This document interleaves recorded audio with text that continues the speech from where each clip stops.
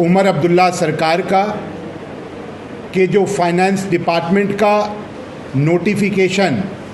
198F जो निकाला गया उसके संदर्भ में है।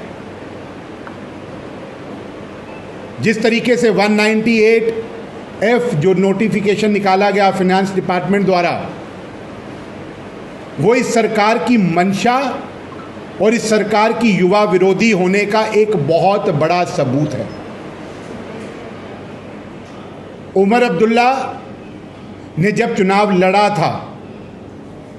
2024 में, तो एक मैनिफेस्टो निकाला गया था। वो मैनिफेस्टो का title identity, dignity and development के नाम से पेज नंबर 12 पर बहुत बड़े बड़े वादे नौजवानों के साथ किए थे, जो वादों की कॉपी हमने आपके बीच में ये रखी है, जिसमें उन्होंने वादा किया था कि वो सरकार में आएंगे तो 3 महीने के अंदर अंदर वो सभी वैकेंट पोस्टों को भरेंगे। 180 दिनों के अंदर 1 लाख नौकरियां क्रिएट करेंगे और देंगे, और उसके साथ साथ 180 दिनों के अंदर एक कॉम्प्रिहेंसिव जॉब पैकेज के नाम पर J&K youth employment generation act पारित किया जाएगा, जिसके तहत 1 लाख नौकरियां देने का काम किया जाएगा। आज लगभग 18 महीने से ऊपर हो गए, और जब 198F फाइनेंस डिपार्टमेंट का नोटिफिकेशन निकाला गया, उसने नौजवानों की नौकरियों की सभी उम्मीदों को तार तार कर दिया, और इस उमर अब्दुल्ला सरकार को टोटली एक्सपोज कर दिया पब्लिक डोमेन में, जो ये कहता है कि ऑस्टेरिटी के नाम पर, बचत के नाम पर हम लोग पिछले 2 साल की नौकरियां जो वैकेंट हैं उसको सरेंडर करते हैं, और आगे आने की भी, आगे पोस्टें निकलने की भी कोई उम्मीद नहीं है। मैं एक बार उस ऑर्डर के कुछ मुख्य आपके बीच में रखता हूं, जहां पर इन्होंने कहा कि एक डायरेक्टिव के तहत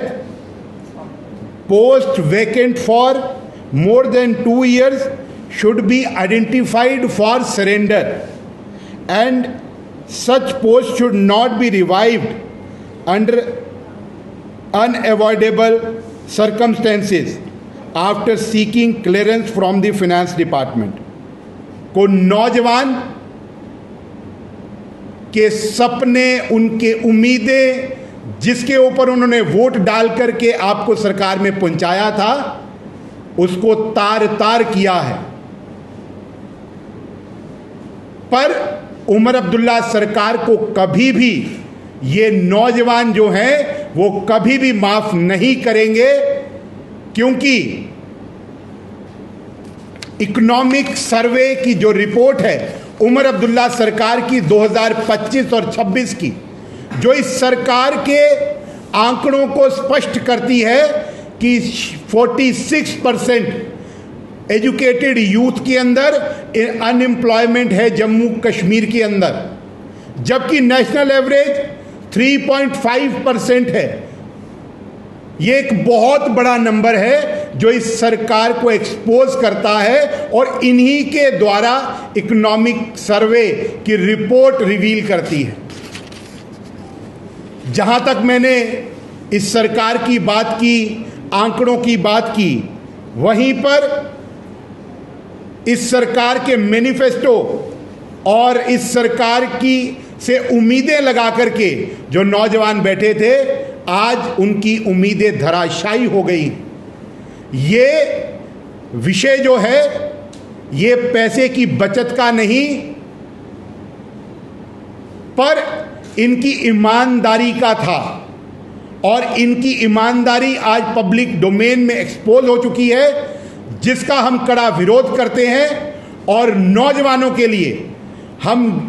लड़ेंगे और इस सरकार को